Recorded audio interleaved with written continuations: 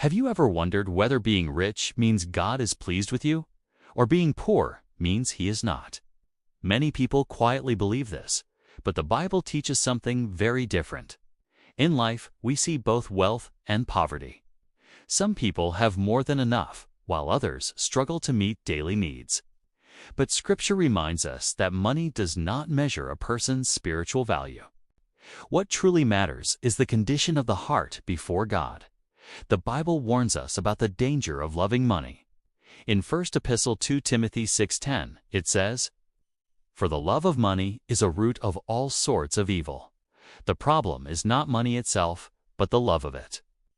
When wealth becomes the center of life, it can slowly pull a person away from faith, replacing trust in God with trust in possessions.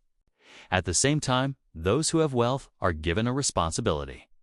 They are called to remain humble and not place their hope in riches.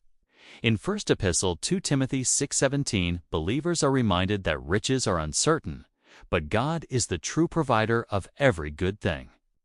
Wealth, when used wisely, can become a powerful tool to help others and honor God. But what about poverty? The Bible never teaches that being poor means someone is cursed or forgotten by God. In fact, many faithful people in Scripture lived humble lives. Even Jesus Christ lived simply during His time on earth. Poverty often teaches reliance on God, humility, and perseverance. In Gospel of Matthew 5-3, we read, "Blessed are the poor in spirit, for theirs is the kingdom of heaven." This reminds us that spiritual richness matters far more than material wealth. The Bible also calls believers to care for those in need.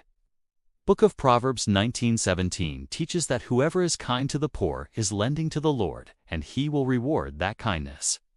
Ultimately, both wealth and poverty exist under God's sovereignty. As Hannah declares in 1 Book of Samuel 2-7, "The Lord is the one who makes poor and makes rich, who brings low and lifts up." So the real question is not whether someone is rich or poor.